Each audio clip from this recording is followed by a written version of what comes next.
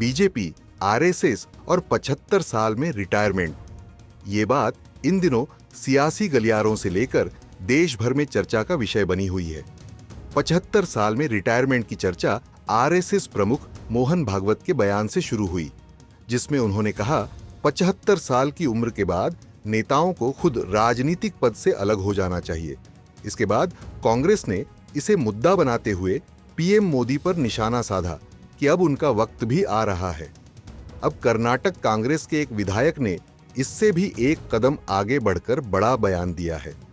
कांग्रेस विधायक बी गोपाल कृष्णा ने मीडिया से बातचीत करते हुए कहा, नितिन गडकरी को अगला प्रधानमंत्री बनाया जाना चाहिए क्योंकि वे आम लोगों के साथ जुड़े हुए हैं। उन्होंने देश के विकास, खासकर हाईवे और बुनियादी ढांचे के क्षेत्र में बहुत अच्छा काम किया है। देश की जनता उनके योगदान को जानती है। गडकरी ने बीते दिनों अपने भाषण में एक बयान दिया था। उन्होंने कहा था कि देश में गरीबी बढ़ रही है और कुछ अमीरों के पास सारे पैसे का केंद्रीकरण हो रहा है।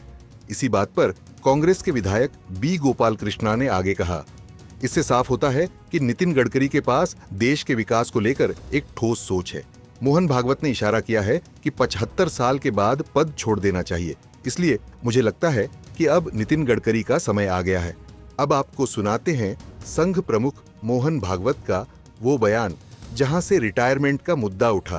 गृहपंथाने इतकी सगळी कामं केली, मग एक वय झालं, थोडंसं शरीर दुर्बल झालं तरी ते करणार। पण त्याला सांगितलं की आता या काही कामांना सोपवून द्या, अजून नागपूरला मग ते असं म्हणाले 75 वर्ष का आपने किया, लेकिन मैं इसका अर्थ जानता हूँ। 75 वर्ष की साल जब उड़ी जाती है तो उसका अर्थ ये होता है कि अब आपकी आयु हो गई, अब जरा बाजू हमको करने। नितिन गडकरी से हालिया इंटरव्यू में जब 75 साल में रिटायरमेंट का सवाल पूछा गया तो उन्होंने चौंकाने वाला जवाब दिया। क्या कहा नितिन गडकरी ने, आप भी सुनिए। आपने बोला काम करो, आनंद से रहो, आप मतलब एज की कभी बात नहीं करनी चाहिए, but do you see a long innings for yourself, या एक रिटायरमेंट डेट सेट? प्रॉब्लम एक हो रहा है कि मैं जो 25 साल में जो काम करता था वो ही मैं अभी करने की कोशिश करता हूँ, क्योंकि मैं समझ नहीं पा रहा हूँ कि मेरी भी उम्र हो गई। और सबसे बड़ी प्रॉब्लम कि मेरे साथ जो लोग हैं, कार्यकर्ता है, पार्टी वाले, वो भी ये समझ नहीं पा रहे हैं। वो बोलता है ये मैं उद्घाटन के लिए आना पड़ता है। अरे भाई कितने कार्यक्रम, 9 10 मैं अभी महाराष्ट्र के चुनाव में 8 सभाएं रोज करता था, 88 सभाएं की मैंने। सुबह हवाई जहाज से निकलता था, हेलीकॉप्टर से घूमता था, हवाई जहाज से बैठकर फिर रात को होता नागपुर में सभा करता था। अब थोड़ा थोड़ा आता है, पर मैंने अभी ये जो बीच में मैंने 3 बातें कही, आखिर में आपको बता दूं, वो मेरे राजनीतिक अनुभव का निचोड़ है। First priority to your health, सबसे पहले अपने शरीर की चिंता करो।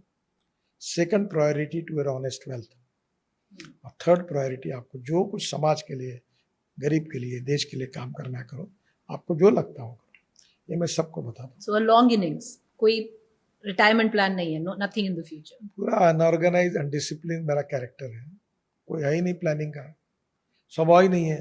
आपको क्या लगता है जो आपकी पार्टी की जो रिटायरमेंट एज 75 रिटायर कर जाना चाहिए? मेरा विषय नहीं है ये। मैं अब जब तक अच्छा रहता काम करूंगा, जिस दिन मुझे लगता है मैं छोड़ औरों को, हाँ, औरों को कोई एज होनी चाहिए या एज नहीं होनी चाहिए? इन सब विवादों में मुझे नहीं पड़ना। जिसको करना है करते रहे, तबीयत और हेल्थ अच्छी रहती तो काम करते रहना चाहिए। बिल्कुल, हर कंट्रोवर्शियल क्वेश्चन चाहे कितने भी साइड से पूछो, आप अवॉइड कर रहे हैं। मैं आपको क्यों न्यूज लाइन दूं? कोई रॉयल्टी मिलने वाली क्या मुझे?